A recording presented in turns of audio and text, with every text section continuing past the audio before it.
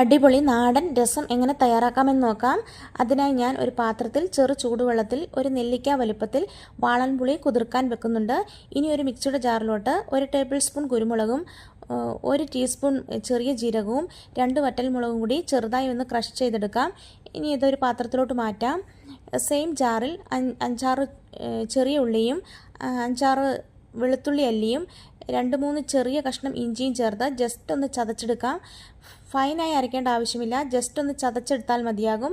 ഇനി നമുക്ക് രസം തയ്യാറാക്കാം. അതിനായി ഒരു ചട്ടി അടുപ്പിൽ വെച്ച് ചൂടാകുമ്പോൾ 2 ടേബിൾ സ്പൂൺ വെളിച്ചെണ്ണ ഒഴിച്ച് അതിലോട്ട് കടുകും ഉലുവായും ഇട്ട് പൊട്ടിക്കുക.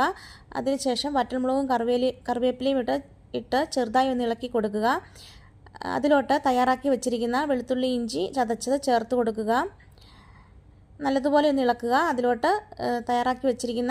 പൊടിച്ചു വെച്ചിരിക്കുന്ന മസാലകൾ ചേർത്ത് ഒന്ന് ഇളക്കുക. 1/2 ടീസ്പൂൺ മഞ്ഞൾപ്പൊടിയും 1/2 ടീസ്പൂൺ മുളക് പൊടിയും ചേർത്ത് ഒന്നുകൂടി ഒന്ന് ഇളക്കി യോജിപ്പിക്കുക. ഇതിലോട്ട് 2 തക്കാളി ചേർത്ത് കൊടുക്കാം. തക്കാളി ജസ്റ്റ് ഒന്ന് വഴറ്റുക. നല്ലതുപോലെ വെന്ത് കുഴയേണ്ട ആവശ്യമൊന്നുമില്ല. ഇതിലോട്ട് പുളിവെള്ളം ചേർത്ത് കൊടുക്കാവുന്നതാണ്. പുളിവെള്ളവും 2 കപ്പ് വെള്ളവും കൂടി എക്സ്ട്രാ ചേർത്ത് കൊടുക്കുക. ടോട്ടൽ 3 കപ്പ് വെള്ളമാണ് ചേർത്തിരിക്കുന്നത്. ഇനി ഉപ്പും കൂടി ചേർത്ത് കൊടുക്കാം. പുളിയുടെ അളവിനനുസരിച്ച് ഉപ്പ് ആവശ്യത്തിന് ടേസ്റ്റ് ചെയ്ത് നോക്കി ചേർത്ത് കൊടുക്കാവുന്നതാണ്. ഇനി 2 പിഞ്ച് കായപ്പൊടിയും കൂടി ചേർത്ത് ഒന്ന് ഇളക്കുക. എന്നിട്ട് ചെറുതായി ഒന്ന് തിളപ്പിച്ചെടുക്കുക. ഒത്തിരി തിളപ്പിക്കരുത്, ടേസ്റ്റ് വ്യത്യാസം വരും. തിളപ്പിച്ചതിന് ശേഷം ഫ്ലെയിം ഓഫ് ചെയ്ത് മല്ലിയിലയും ഇട്ട് നമ്മൾക്ക് രസം ഉപയോഗിക്കാവുന്നതാണ്.